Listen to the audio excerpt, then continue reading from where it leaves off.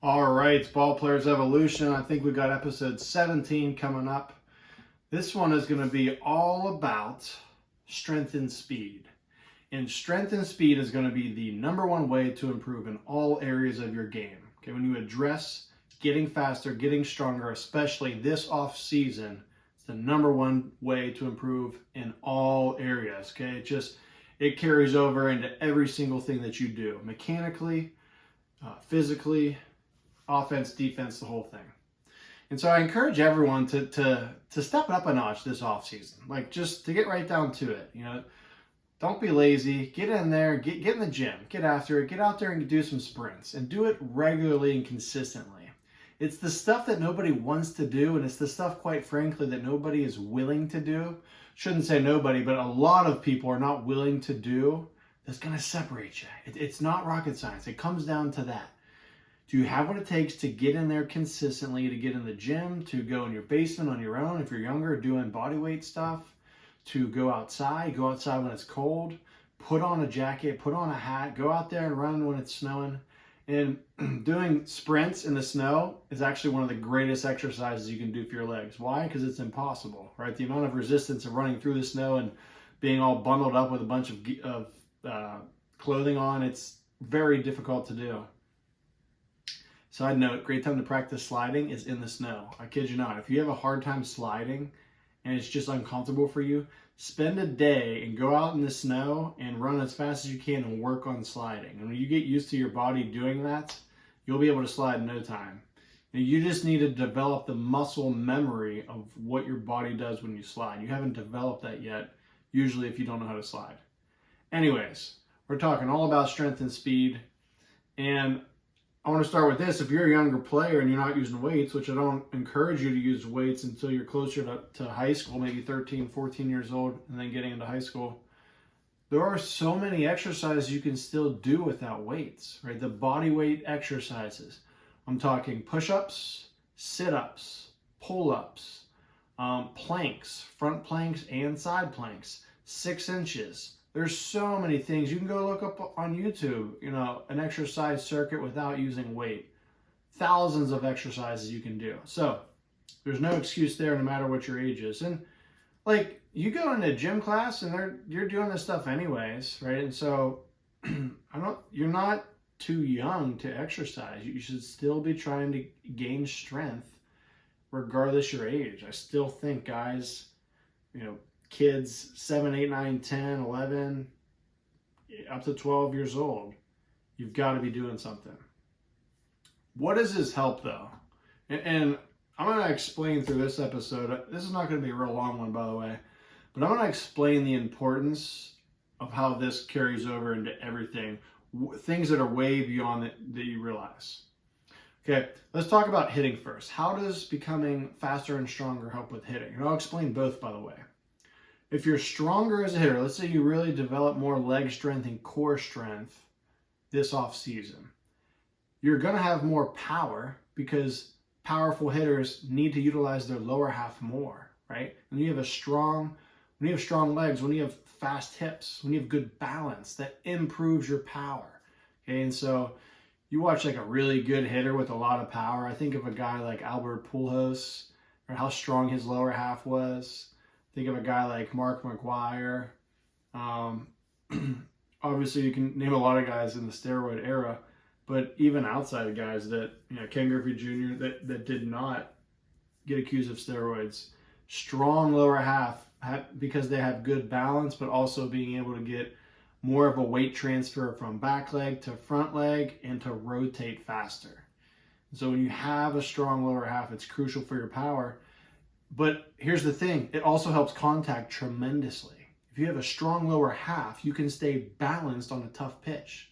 Okay, you're not going to be falling all over the place on a low and away curveball that you need to stay in your lower half for a little bit longer to let that pitch travel and stay balanced and wait, and then drive. Your contact will improve tremendously when you have a stronger core, stronger lower half to be able to handle tough pitches and have more consistency. So that's how it helps from the swing in itself. Also helps you become a better hitter with more strength. You get You square the ball up and hit a good line drive, but it doesn't go anywhere because there's not enough power behind it. It doesn't do you any good, right? You need to be able to drive the ball with some force. You need to be able to hit the ball through the gaps, right? You need to be able to hit the ball over the outfielder's head. I'm not saying every time, but you got to have enough power to do that. Because if your best shot is still just a routine fly out to the outfielder, we're in trouble, right? We don't have much hope for getting any extra base hits. The only thing we can do is just single our way all season and try to have a good batting average that way. It's hard to do, really hard to do, and not encouraged. But look, it's things you're in control of, right? It doesn't take talent to get stronger. And believe it or not, it doesn't take talent or gifts to get faster. Everyone's born with a certain set of skills and gifts with their speed. Okay, there's certain people that are just naturally faster than others. You get what you have to start with and then build from it. I cannot stand well, I'm not fast, it doesn't matter anyways, or I'll never be fast. Well, you've never worked on it either, right? That's usually the case. If you've never worked on it, then yeah, obviously you're not going to get any faster. Actually, guess what? You're going to get slower, right? You're either getting better or getting worse. Say it all the time. And so you're already a slow guy. You're going to be getting slower and slower and slower, so much you become a liability in the field. And that's a coach's worst nightmare. Having a player that can't cover any ground because they can't get there fast enough. Can't put them anywhere, right? Except for first base. Yeah, third base sometimes, but not all the time. The other team gets a feel that you're a slower player at third base. Guess what they start doing? Bunting down the line all the time because you can't get there fast enough to get the out. I'm not trying to be like harsh here. I'm just sticking straight to the point, straight to the facts. This is the reality of it.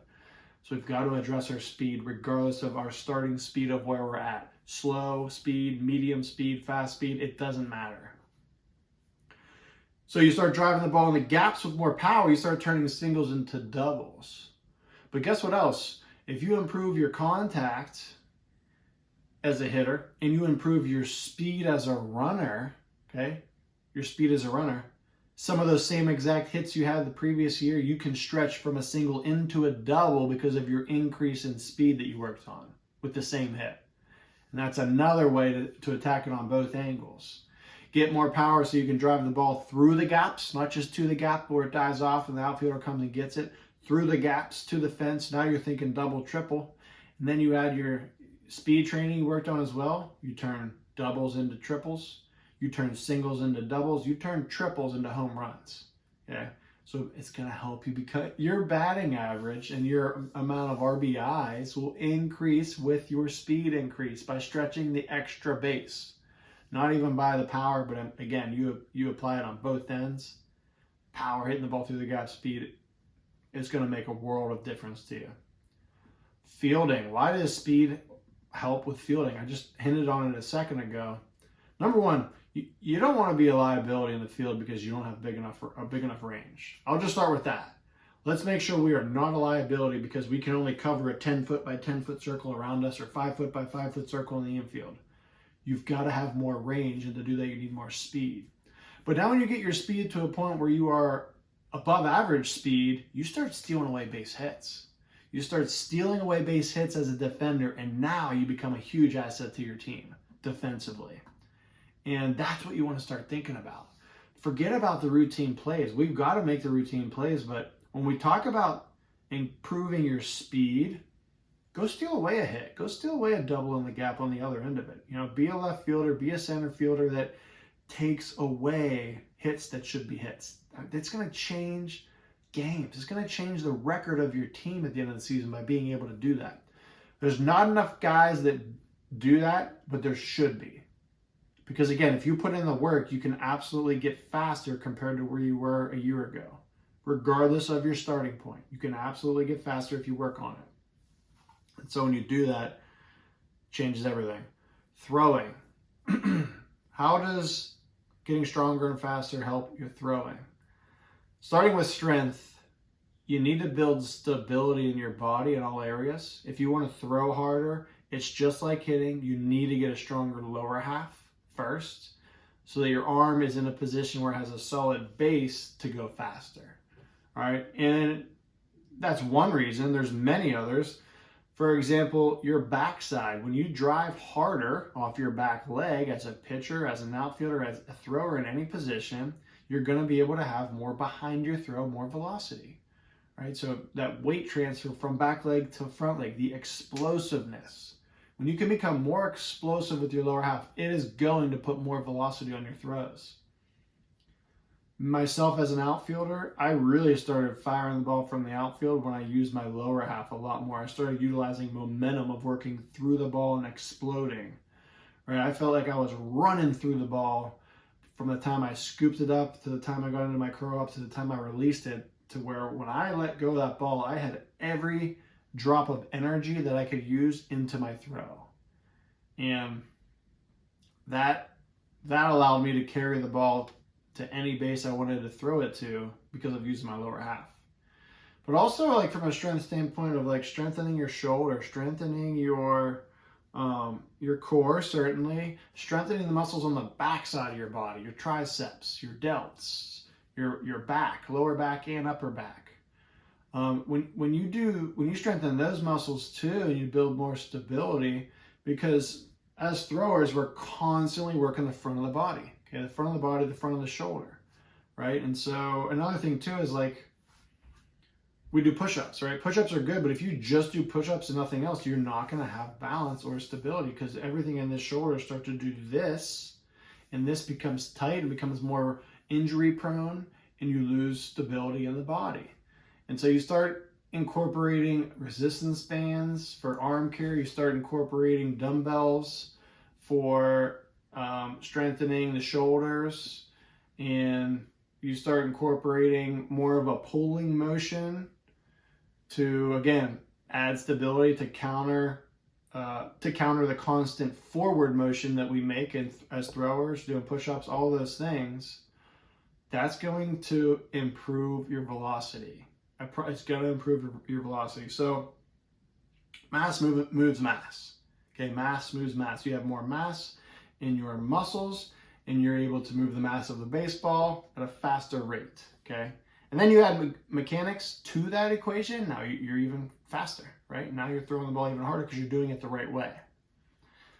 Running speed. Defense. How does it help you? We talked about that already. Defense, fielding. Sorry, I wrote that down twice.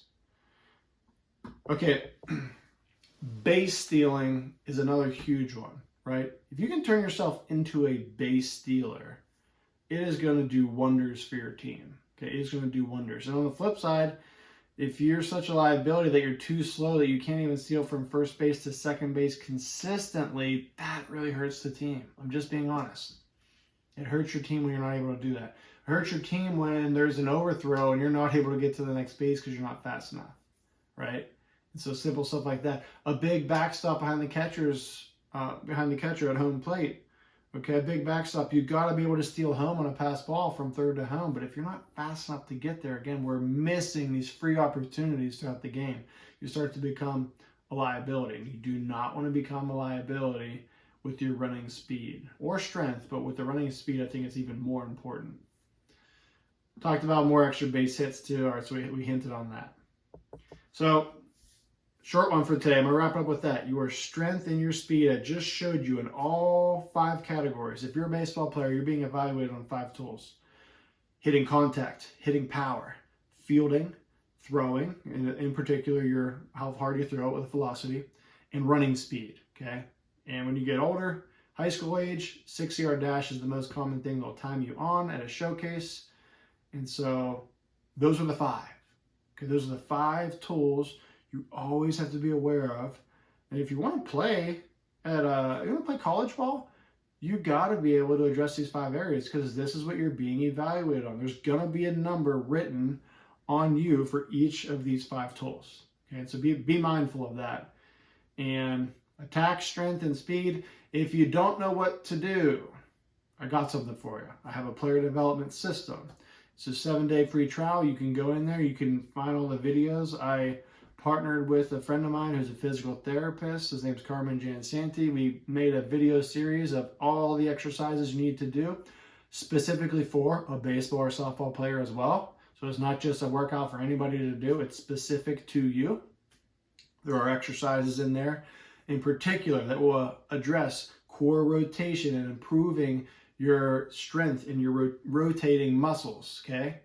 So we're talking about abs, we're talking about hips, we're talking about legs, we're talking about the backside, lower backside as well. When you can improve the muscles that rotate your body faster and more efficiently, you'll throw harder. You'll hit the ball harder as well. Baseball is a rotational game. You've got to be able to master the rotational movements on all ends as a fielder, hitter, thrower, pitcher, etc. So I'll put it in the link. It is called the Bianco Blueprint from Prospect to Pro. It's everything I did that helped get me drafted and everything I didn't do that I probably should have done that also would have helped me level up even more. And so you have a 7-day free trial. You can check it out. And then after that, I think it's only like $69 a month or something. It's very affordable. So my goal is to give you more value compared to what you're doing now at a fraction of the cost compared to what you pay now, just to be honest.